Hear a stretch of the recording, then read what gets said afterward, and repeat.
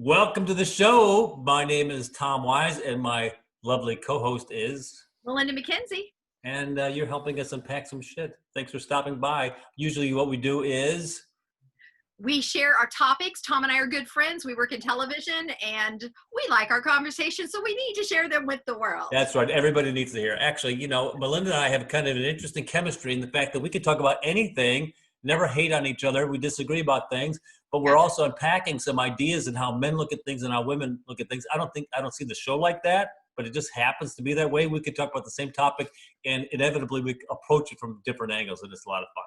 Completely different. He'll be talking about something and I think he's talking about sex, and he's not at all. So it's really great just to really see the dynamic of how different things are. And we love that when our friends and our people call in and say, hey, I love this topic. Hey, let's talk about this one again, like boomerang boyfriends. Melissa called in about that. That's right. I am dying to know. We've got a guest today, Miss Amy Vanderoef. She'll be on soon. What are your topics for today? My topics are test joke, Okay.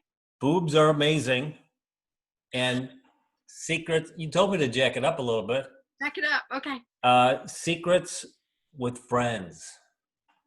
Oh, dang. Okay. I like that one. I have, who would you celebrity? This is not, what's the one where it's murder, marry? F. Okay. So I like that concept, and I tried to think of it last night. There are too many people I wanted to kill. So I decided, what if you could go back in time before you had sex for the first time? What would you go tell yourself before you had sex for the first time? I have a lot to say about this. I made a lot of mistakes the first time I had sex. And so I want to talk about that. And if your life were a television sitcom, who would you want to be your partner on that TV show? Ooh, who's the partner? Because usually it's who's playing you. That's usually the question. Who's your partner? Who's my partner? Right? Oh, it's Kristen Chenoweth. Should I answer it now? Well, you already did. This is why men and women are so different. I can't wait. Do you think men can keep better secrets than women? Oh, yeah. Yeah. I think men can keep, here's what I think. I think men, I knew you were going to say yes, because here's what I think. I think men can keep better lies than women.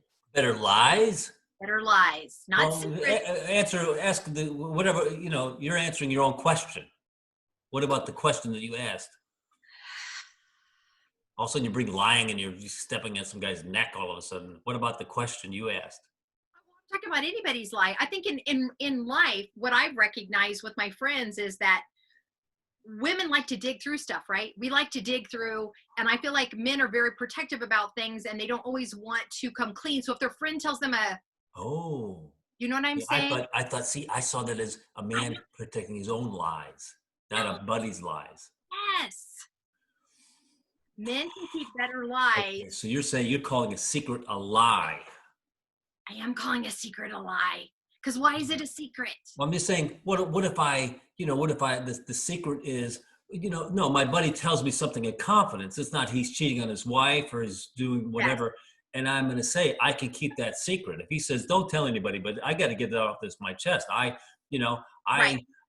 nipped the car in the parking lot. I kept on driving. I don't know what to do. I got to calm down, so I would keep that as a secret. It's funny because we both had secrets with friends as a topic today.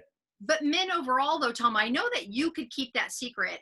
I have been in many circumstances where men will blurt out maybe that kind of like, I nicked a car, because they think it's funny. Like, oh, nobody cares. Do you really feel like men overall could keep that secret?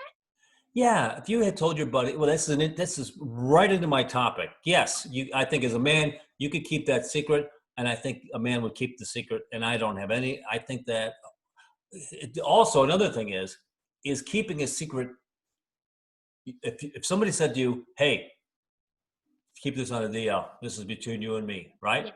Yeah. And they give you a bombshell. Yes. Nothing that's illegal or nothing that would necessarily harm another person, Like, I've got a spare family up in Detroit. Don't tell my wife. Those are typical secrets I think men tell each other, though. Yeah, no, that's not typical. But I'm saying, when you're told to give them the promise of don't tell anybody this, yes, are you allowed to tell your spouse?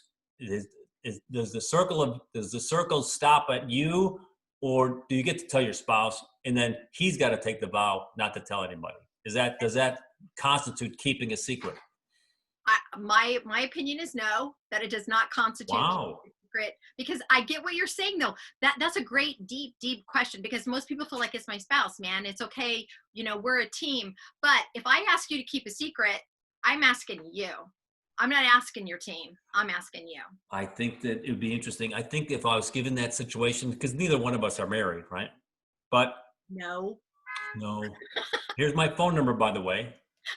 Call now. And I'm looking for a rich widow. Maybe she's married a colonel in the army and he went early. I mean, we can actually start, like, they have GoFundMe's. We can start a GoDate Me for you, because I've been working on trying to find out how to delicately approach Andrew Cuomo, because I feel like now that he mentioned he wants to date someone from his state and I live in Brooklyn, that I'm up there, and I've been shy about it. Normally I'm very upfront, but I don't want to mess it up. Okay, put a pin in that thought. We got to circle back. I want to finish my thought about the secret thing. Finish this. If my buddy gave me a bombshell about something, yes, and I would say to him, and he said, "Hey, this is between me." I would have to ask him if it's okay if I talk to do you mind if I tell this to because I'm going to find myself trying to dig it out or think about it, and then I need his okay before I would talk to my ex, or not my ex, my wife, about it. And he says no. What if he says no? Then he says no. Then I would honor that. Yeah. It's one of those deals that if you ask, you can't if he says no. But if you don't ask, you'd have to look at your wife to see if she can keep a secret. What if your best friend tells you he is cheating on his wife and your wife is friends with his wife? Then what do you do? What do you do then? Well, you have to, first of all, before you do anything, you've got to connect the dots and think about what that domino is going to look like. Okay? It's like, you can't say A without realizing A is going to knock B, C, D, E, F, G. And what's this going to look like if you do that? Because then I want to give my wife this unbelievable secret that now I put her in a position of lying to her friend. But you're coming at it from a very logical perspective. I think secrets like that tend to come out in the most unexpected times, right? So maybe the person telling you that secret isn't thinking about the domino effect, is just thinking, I've got to unburden myself. Right. Now you have the burden. Now, right. I've actually had that happen in my real life. I had that happen in my real life. Someone told me something they should not have told me and pulled me into a dark place. And I was like, well, now look what you've done here. Yep. Because I've got to deal with this. And it's a delicate thing, because you want to honor people's lives and their privacy. You don't want to blow things up. But at the same time, I was in a marriage where unfortunately my partner cheated on me many times. And Are we talking about Scrabble or Monopoly? What kind of level of cheating? Well, not Parcheesi. Not Parcheesi. I think in Parcheesi you can cheat. Oh, yeah, it's encouraged. Here's the thing about cheating though, Tom, right? Like, everybody's probably assuming we're talking about sex and physical cheating, but women draw a real hard line on emotional cheating. So let's say you're married and you're cheating with someone and you're sharing your day and you're sharing your, as a partner, that would be very much cheating on, as far as I'm concerned, because emotional cheating is sometimes more devastating. You're laying a foundation for flirtation and or more, plus you're giving somebody a lot of your energy that you should be focused on your wife. Wow, I'm already very upset. We just started talking. I'm very upset right now. But my angle was, have you ever had, now I'm going to guess, we've all had the spouse use your secrets against you, right? Oh, hell yes. I mean, I so rally against that. Yes. And can't imagine, I don't even think I've ever done it, but but it's certainly there. Nobody does. In a moment of anger to tell your spouse, well, blah, blah, blah, blah, blah. It's like, where did that come from? I told you that in an emotion of, I was emotion of revelation, which I think is horrific. Have you ever had a friend use your information against you in a moment of disagreement? Ooh, in a moment of disagreement. You know what I'm saying? Like your sister or your friend, whatever, is like, well, at least I never pretend to color my hair or whatever, some sort of thing that would cut you a little bit. It was a secret you told them. Okay, this is very delicate. This is what we talk about it. When, oh man. Okay, so the first thing, yes, the first thing Okay. that came to my mind was I've talked about this before. I'm a late bloomer. I started my period very late, like 16. Oh, that's great information for somebody that wants to hurt you. Well, as a girl, have you not heard boys make period jokes and go after girls about Oh, well, everybody's looking for a chink in the armor, and that's not racist. and so here's the thing. I don't want to call this person out because it's unfair to my family, but I will say this person found out, and I was very insecure about it. As a young girl, you're very insecure. I don't know why periods are embarrassing. They shouldn't be, but it was. And this person had someone over at the house, and this person got mad at me and said, well, at least I didn't start my period today. Oh, that's exactly what I'm talking about. That's exactly what I'm talking about. Devastated. Well, Devastated. where did they get that information from you? No, from what was happening in the household, because it became aware that I was in crisis mode, and it's in my house, and of course, yeah, it was. I'll never forget it. I was 16 then, and the here's the thing though, Tom. No one should be ashamed of starting their period. Of course not. Beautiful, lovely thing. But at the same time, it felt very personal and private. Of course. This was the 70s. The world was a very different place. And I'll never forget it because it was such a mean jab of like, what did you just do? And this person throughout my lifetime has done things like that. But that was a big one. Have you had that? I've had, I have a difficult time remembering specific instances of whatever, but I do recall the feeling of me having a conversation with a friend and then him throwing it right back at me like, well, at least I didn't have my car repossessed. I'm like, what? I told you that 18 minutes ago and already you're using it against me? It's crazy. Yeah, no, that's, and I mean, I guess when it comes down to it, that person is purposely, it's not an accident that they are hurting you like that. Because I was talking to my son we were just talking about friends and friendship. I go, you have all sorts of friends on different levels. You've got the how's the weather friend, and you got, you've got a common teacher or something like this. But then you've got those friends that you reveal things about you. You reveal that your uncle grabbed you in the kitchen when you were 9, and you're horrified, blah blah blah. And then then they tell you hopefully not a similar story, but something that has similar emotional exposition. Yeah. And then this is how you become friends. You kind of share each other's secrets. The second you start throwing their secrets in their face, it's like, you're done.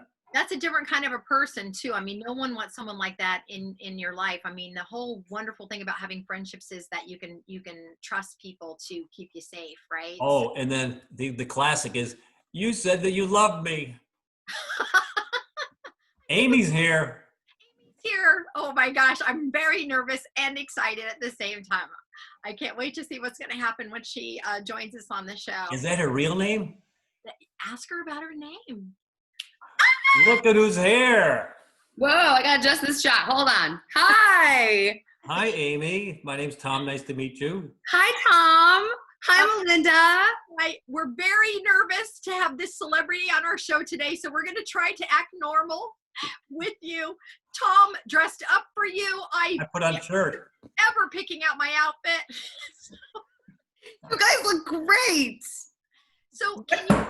What is that behind you, Tom? What is that? Oh, it's so I have it behind me all the time. I even forget about it. It's a carry card. It's an item I sell at HSN. I have a patent for it. They claim I invented it. I just made an improvement on an existing piece. But selling at HSN, Lowe's, we had Tractor Supply this week. Oh, very good. Finally, we'll see. We have another special guest here. What? What? I said no dogs allowed, Melinda. You know the rules. He's very needy. He knows when these lights are on and I'm on camera, but he gets banished to the bathroom. I'm going to bring a horse in here. Let's bring a horse in. Let's see if you like that. Do you still have your horses, Tom? Yeah, I got 2 horses. I had a donkey in the pool room a couple years ago. My dog had opened the door to get out, left the door open. The donkey had gotten out of the barn and just walked in the front door. And I get upstairs, I walk outside, I walk in from the kitchen to, go feed the animals. And sure enough, there's a donkey standing in the pool room. I think we've all had that experience, Tom. I've got a picture of it. I should post it somewhere. What am I walking into here? Donkey in the pool room. Amy, tell all of our listeners a little bit about yourself, and then we're going to dig into. We were talking about some deep secrets right before you got on. So tell our listeners all about you, because you're so fancy and so exciting. I was too afraid to even try to explain who you are, and then you say it, and then I'm going to really share the stuff that you're going to be too modest about. Wow, that's a nice lead in. So, well, first of all, Tom and Melinda, I'm so excited to be coming to you live from Dallas, Texas. So thank you for letting me be on your show here. I've had the pleasure of listening to your podcast, and it is time well spent, and it's really funny. So I'm honored to be a small piece of it today. Nice. Okay, so Melinda and I know each other from the TV world. You know, our industry doesn't usually draw well-adjusted people, and her and I are no exception. So we found each other and we clung on for dear life. Are you going to put your name in that hat? Yeah, Tom? I'm 3. Let's make it 3. Table for 3, please. Exactly. A standing reservation. So I'm a freelance talent. I used to work in the news morning show space here in Dallas, and now all of my monies are irregular and crazy as freelance talent goes, but it's been fruitful, thank goodness, because I enjoy living indoors. But I wasn't always a Texan. I'm actually from New York and Connecticut, so I've got some Northeast roots to me. I moved to Dallas when I was 30, so just a few short years ago. Nice. And to be 30. and here we are. I love it. And here's the thing about Amy, because, you know, as being an older woman, you know, again, I'm 59, I'll be 60 in January. Being an older woman. I can't do the podcast with you. I know, right? I'm surprised you are too, because you've got to be fuckable to do a podcast. Okay, that's an agreement. It's an unsaid. Well, sometimes it's written. Yeah, and so I'm just clinging on by a thread. But the great thing about Amy, when I met her in TV world, you know, she was hosting WFAA in Dallas. And you see her, she's beautiful, she's young, she's bright. And right away when I met her, she was so open and responsive. And usually people that have that kind of power in television are not that person, right? They're very like, I'm the celebrity, stand back, find your place. And from day one, Amy couldn't have been more warm and welcoming. And she's hilarious as well. So I am so proud to know you and call you my friend, because you have so many great talents, and anybody else I think that would have the power that you have wouldn't be as kind and compassionate. You do things for your community, for your world. And she is a working single mom, which is also another really, you know, really big thing. Are you reading that from something? Listen, I almost cried. You should be very proud of the fact that I didn't cry, because I'm a very emotional person. That's wonderful. How lovely for you to say that about Amy. How nice is that? That's great. It's totally nice. And she did almost cry, Melinda. It's so generous. And I feel the same about you. Like I alluded to before, our industry is not well adjusted all the time, and it's very rare to find talent that supports each other, especially when you're clamoring for the same space and airtime. Yes. So Yes. this is, and you know that, Tom, you don't have to be female in No. this business to know that it's cutthroat, it's competitive. I mean, we do the same thing at home shopping. There's about 7 guys that could get hired for the exact same job, you know, and we meet each other, agree, and we're friends. At some point, it's like, you know, it's an interesting thing what the rules are of the road. You know, baseball has unwritten rules. If you bean a guy, we're going to bean one of your guys, and all this other stuff. It's like, okay, vendor wants to switch. Vendor is unhappy with guest A. You're guest B. Do you take this guy's job? You know, because you're going to be. We've been working together, you know, in the same building for 10 years. You know, what's the rule? Do you undercut his pay? I mean, do you bid for it? It's very gray about competing for business like that. And it's happened where, I mean, people have taken my spots. I've got hired to take their spots. It's like, you got to be relaxed about it, I would imagine. I mean, yeah, you have to be relaxed about it, but also like mindful. I mean, very early in our friendship, Melinda and I, working for one of the same companies, I was asked to do something they should have asked her to do. And for many and I went to her. You remember it? I went to her and I was like, not only is the offer so bad, I'm like, this is your job. Like, this is the thing they should be asking you to do. You live in the same city. So I said no. And it felt amazing to say, like, this is not worth it in any way, shape, or form. Right. This is not right. This is not good business. No, at the end of the day, you can't sell your soul for a couple of dollars. Yes. I mean, No is so empowering. You're working with a vendor. Sometimes they're late to pay and this. At some point, you're going to say, I'm walking away from the $4,000 they owe me because I can't work like that anymore. But it also takes a lot of strength. You know what Amy did, and of course I remember it, because how many times in your life do people, defend you that way and are very direct? And the thing is, I've had many women undercut me, take my work, and then look me right in the eye and act like everything is fine. I mean, I've had that over and over again, and I think it is brave and strong. Tom quite often needs a quiet moment. 6 times a show, I disconnect myself. He just takes off for, he just needs I'm out. He's got narcolepsy. So I'm in the unit. I've had that happen. I'm sure you have too. In any job, it's competitive, but in television world, it's super competitive because the margins are small. You all kind of know each other. And the fact that Amy did that was huge. And of course, I'll never forget it. So let's talk about sex. Ready, guys? Now we got all the BS out of the way. Let's talk about it. So Tom and I were talking about secrets, and I think we beat that one to the ground. What I really want to talk about right now is we talked at the beginning of the show. We've all had sex for the first time. That's kind of a thing that happens. What would you go back and tell your younger self before you had sex? Is there some kind of advice or wisdom you would have shared before that actual moment happened? Wow.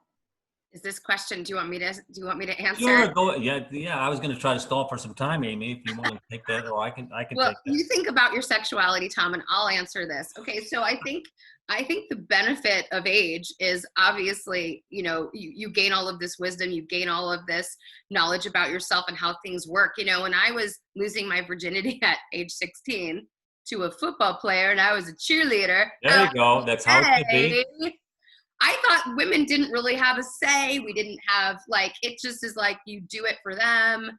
I had no idea about the functionality of my body. It was just complete submission. This is what you do if you want to keep a guy. Yeah, 1,000%. I was the same way. I was a cheerleader, but I liked dating older guys that had already graduated. That was my catnip. We call you jailbait there, honey. Yes, I was. And the guys just loved it, and I loved it too. And so, of course, the first time I had sex was with an older guy. He'd been out of school 2 years already. What kind of a loser dates a younger girl like that? But I thought it was hot as hell. So when we had sex for the first time, I did not tell him it was my first time.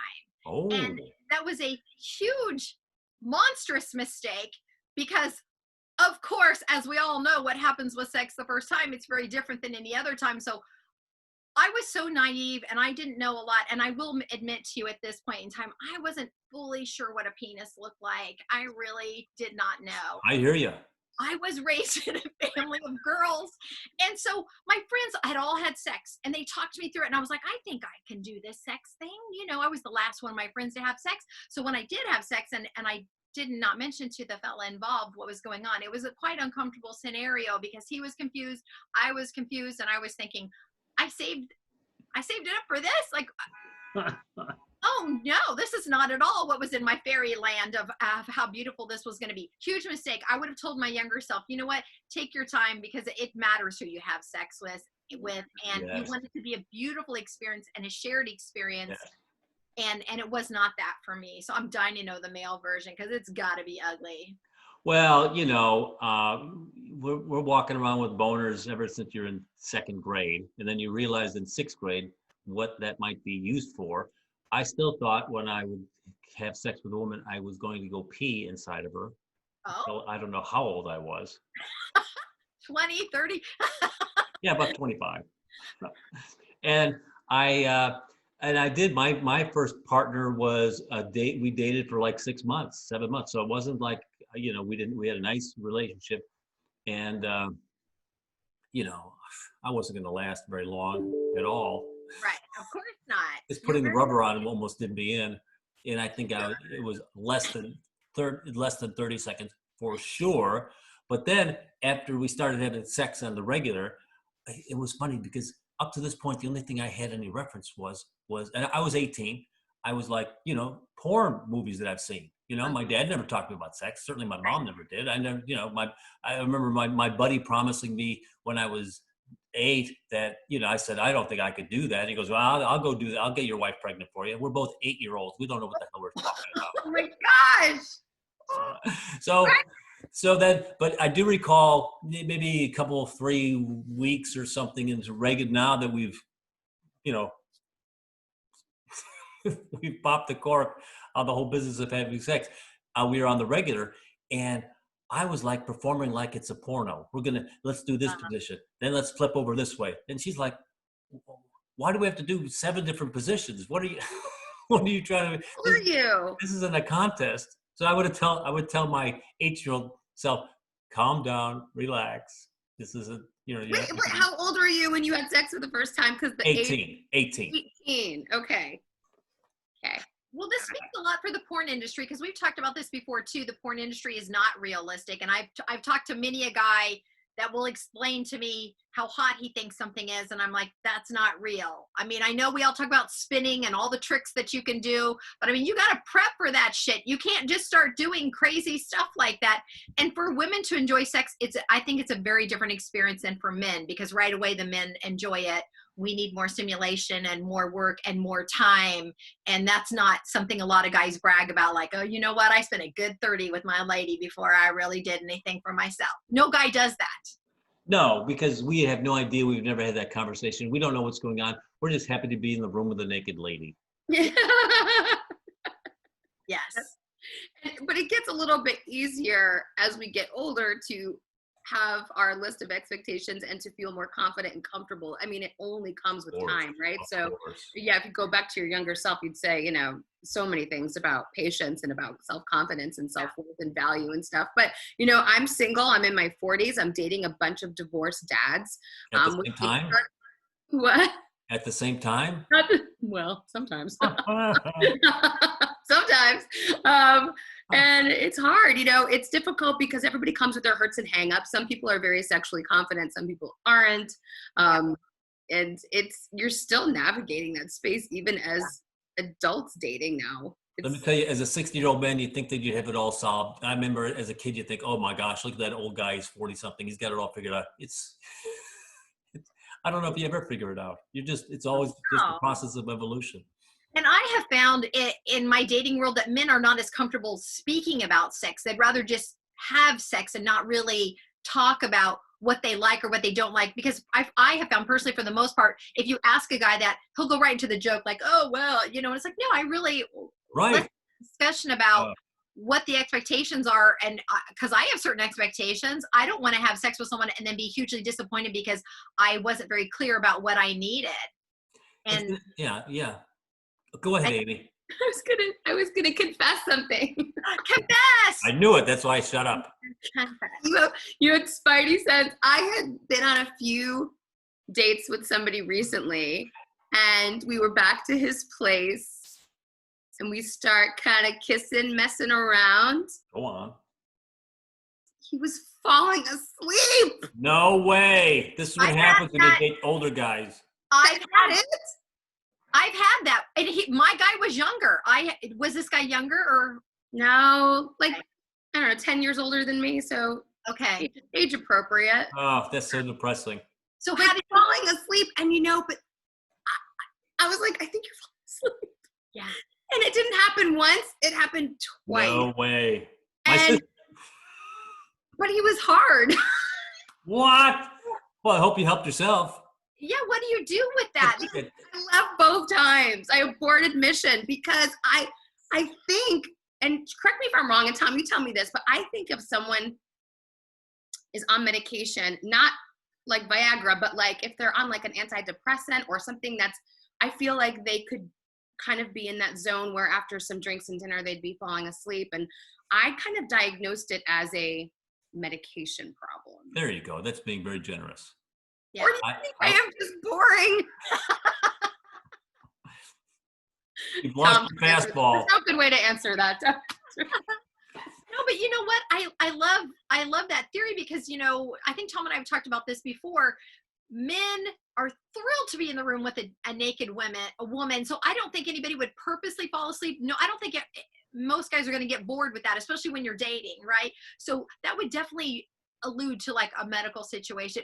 In my particular situation, it was like, this is when I first moved to New York, and he was like in his early 20s. And so I didn't expect him to fall asleep, but we had been drinking a lot, right? Right. So he started to fall asleep. And then he literally said to me, oh, just hang on, we're going to do this in a little bit. What? Were you just put on hold? What? Please hold while we process your phone call. I'm going to be okay with it. I'm just going to wait here. Yeah. So I found that stunning. But I mean, he was very good looking. And so maybe the younger girls are okay with that. Maybe the younger girls are like, oh, I'll wait. But you know, as you become more confident as a woman of age, I'm not waiting. I'm not waiting for that. You were lucky to be with me. I'm not doing that. So what did he want to wait to? He wanted to wait to finish a nap or something? He wanted to snap a little bit, and then he'll wake up, and then we're really going to get into it. Yeah, and I think so. This guy kind of presented as a little melancholy. It reminded me of somebody that might have been medicated, right? Like kind of was just, there was no jolts or surprises. There was no like peaks and valleys. He wasn't that way. But then this is how I've kind of diagnosed it after being in front of him a few times and having him in like, you know, dinners or drinks or different presentations of, I think that, and I have a lot of empathy towards it. I think he's depressed. I think he's on a medication. I think maybe he's on the wrong medication. And I was like, so I've obviously had to stop seeing him. Yeah. I'm like, oh my gosh, you're falling asleep again. It's an interesting thing. If you discover a deal breaker early in the relationship, even though the person's really nice, I mean, do you have to just walk away if it's on your deal breaker list? Yes. Yes. Because I've dated some nice guys, but if we're not compatible in different areas, like if there's just no. It's so hard trading through that. It's so hard to find somebody that you're compatible with, and then it's like, oh no, not this deal breaker. Well, because what if you're great in every way, but the sex isn't great? Would you still stay at this point in your life because you're like, eventually sex isn't a big deal? I don't think I would. No, that's because it's a bigger issue too. Like he's not very affectionate. He does present as kind of melancholy. Right. He's not. And by the way, like I was the aggressor. So it's kind of like, and I know he's into me, but he doesn't have the capacity because I think he's suffering. So I feel like the deal breaker is bigger than just sex. Yeah. And I find though the communication that Melinda's talking about is everything. Let's get it all on the table in a fun, safe way, because everybody's got stuff by the time you get to a certain age that you're just dragging along with you. You know, you've had it a certain way and now it's going to be a different way, or something's going to be different. But to have the conversation is everything. And that's the communication, and then have that connection with another person is almost as important as having the sex. I mean, the sex can be mechanical, but it's your brains connecting. That's the fun part, I think. Well, and Tom, you and I have talked about this before too, where I know you say you and your friends will talk about sex and talk about, you know, feelings and things that upset you. I don't think that's traditionally true for most men. I think most men just think they can work through it, and they have their own ideas about sex and what works for them, and they kind of base it off past relationships and not any reality with like the new person. Right. But I'd have to be in a real safe space. There's only a couple of buddies I would talk about intimate things with, you know.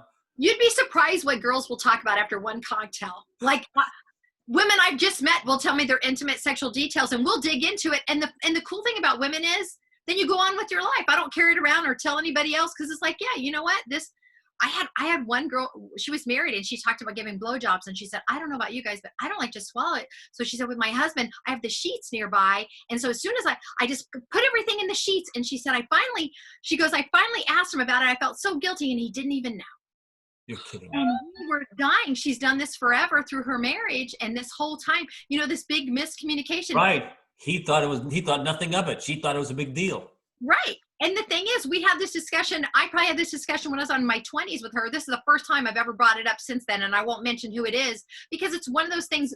Women will talk about the details, and I think it helps us in our experience. So I think it's really an uneven bar when the men jump in, because they haven't had these talks, they haven't had these discussions, and for them they're kind of hoping for the best, right? And I think as a man, don't you think you're in charge? You've got to do this, you've got to do that, right? Right. No, that's why I like talking about my crazy things, because somebody else might be going through something similar. At least I'll I'll show you how my brain worked, and I'm all settled with it, so I'm not living it because it was a story from 30 years ago. Remember the story I told about 30 years ago, I was freshly divorced. She was freshly divorced, but she wanted to have sex a certain way. That's an interesting conversation because you don't always have it. She wanted B, not A.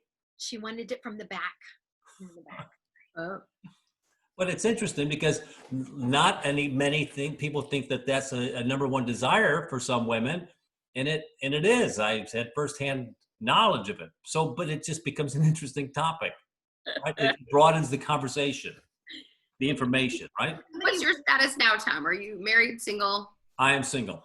Okay, so what are you looking for in a partner? You know what? Somebody who's adventurous, a positive spirit is very important. You got to be positive. I like to classify myself as a yes man. You want to try something? Yeah, let's try that. Let's go for a hike. Let's go for a drive. Because once you say no, everything stops. Yeah. Somebody I like doing comedy. So I like somebody that's interested in that, at least interested in writing, because I like bouncing off ideas. I love, constructive criticism.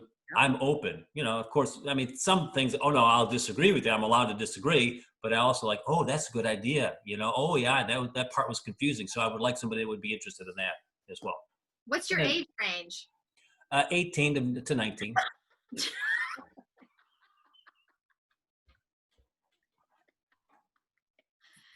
This is the thing. Maybe 19 and a half. A solid 18 and a half. No, the last woman I dated seriously was 60. And before that, in her mid 40s. So 40, 50, 60, it all depends how active you are. Somebody that's in good shape is important. I think that's also a mental thing. If you're able to keep yourself in shape, you're watching what you're eating, a little exercise. I like to be active. I play, back in the good old days, played basketball a couple times a week. Yeah. Enjoy hiking the occasional mountain once a year. So yeah, And so certain things have to be compatible, I guess. And Melinda, me and Melinda talk about this at length about dating. My dog is crying. Oh. You're upstaging me, Elvis. I will let you out. Elvis. My dog's name was Elvis. But we've talked a lot about compatibilities, and not all the things have to line up, right? Like, no one's going to fill your cup completely. Like, right. I'm into tennis. If my guy's not, I don't care. I like to do that with my girls anyway. And right. I enjoy certain things that I will do with my child or whatever. So, but there has to be compatibility in certain silos, right? And again, I am somebody who has lots of joy and is positive, which is why a guy who is more melancholy wouldn't work for me. Right. So it's more than just the sexual part. So yeah, and like you said, the longer we're walking around this earth, the more crap we're dragging behind us. So may I run by my theory behind? I'd like to get your opinion on my theory. My 80% theory that the relationship has got to be working at least 80%. If it dips below 80, then you got to think about bailing. But you could live in 80 to 90% because you're not going to ever get 100, right? But if and 80 is low. I'd rather live around in 90 somewhere. But if it goes below 80, you're done. You should be looking at the difference. And I also put a little mathematical spin on it.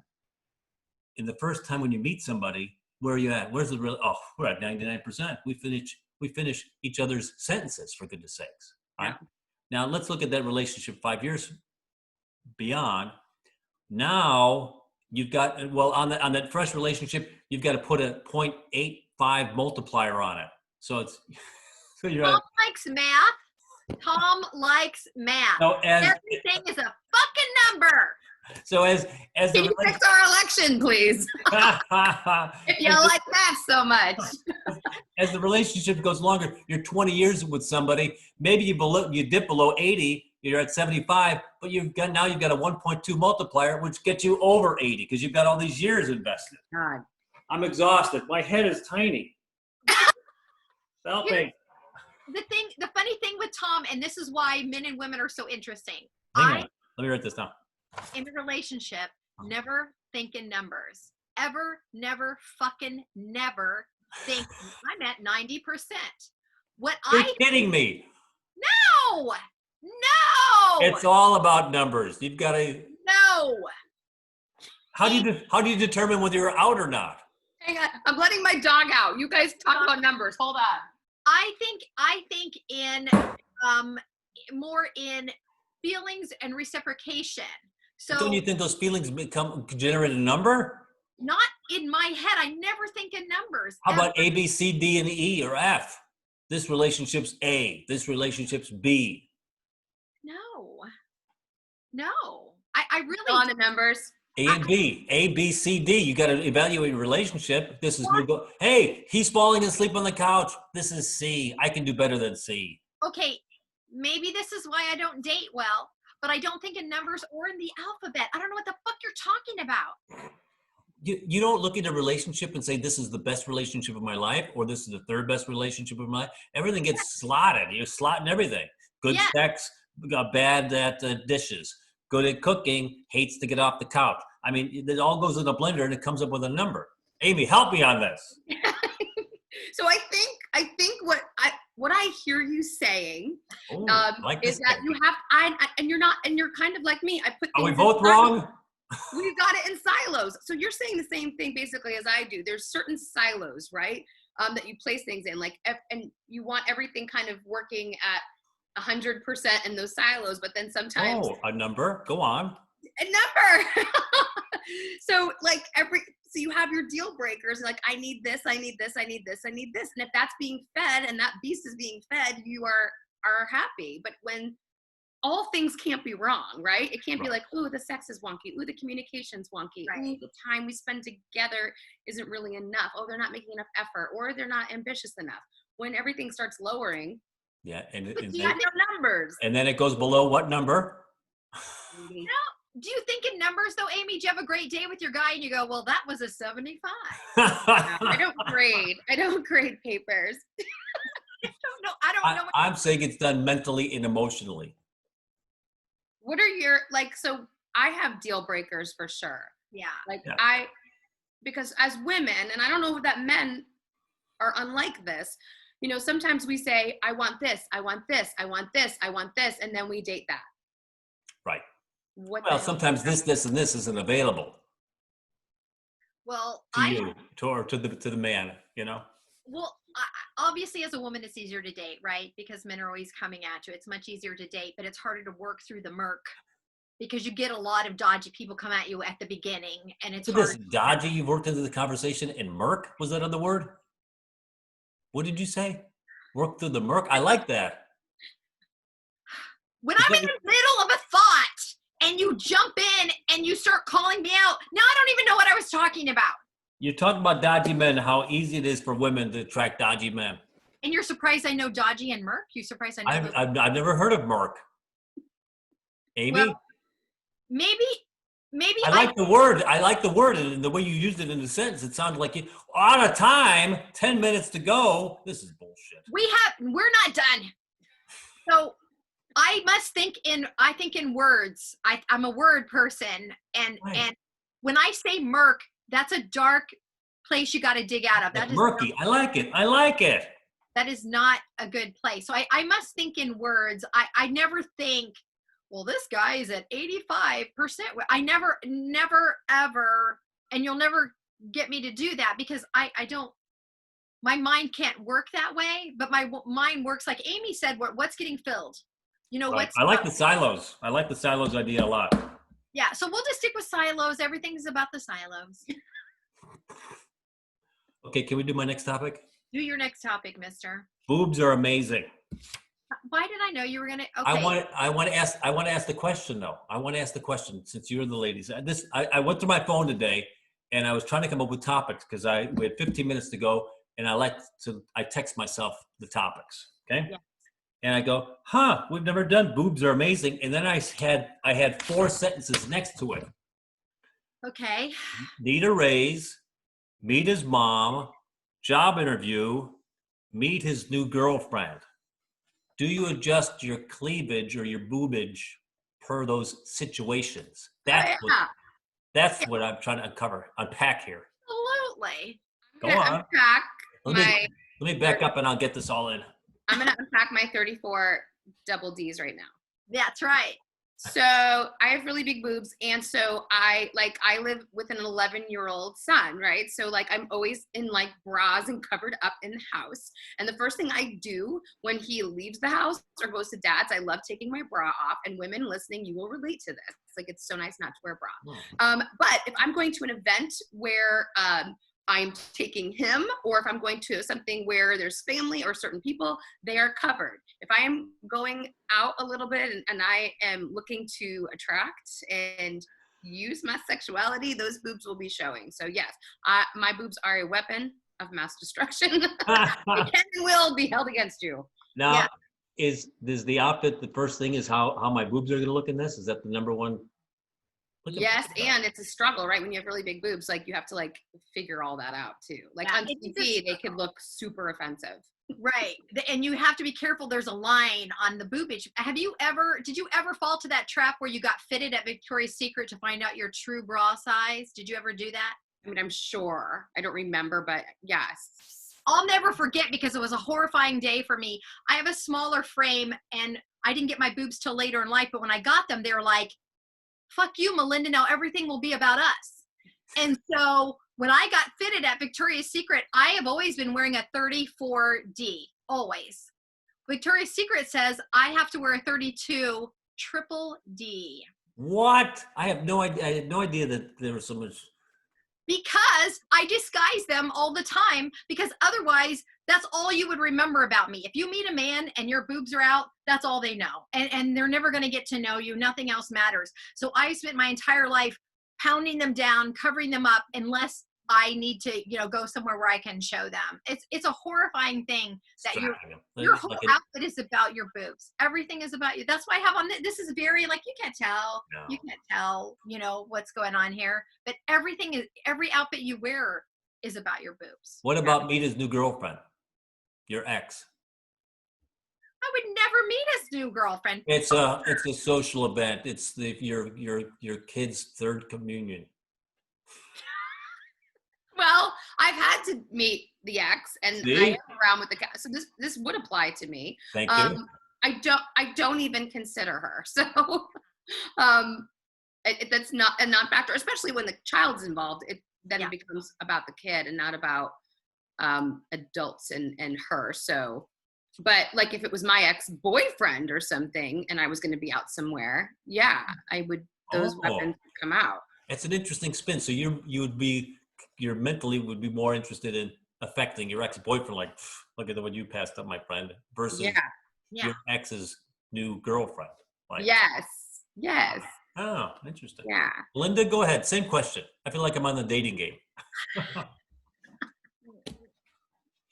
I mean, I'm pretty much on par with Amy. I mean, here's because women know when it comes to the boobs, you're very aware. I think you and I have talked about this, Tom, where there was a situation where a lady said, "Oh, I didn't know." You know when they're out and you know when they're in. There's never a time of like, I had no idea my breast was out. Can I say though? Well, okay, I hate to contradict you. Go, you contradict me all the time. What? But when I was working at a gas station in Lincoln, Illinois. You told me this story. Tell Amy and I'll keep. I did not tell you this story. Then you go ahead and finish it. No. It's about the nipple, right? Mommy and Daddy are fighting.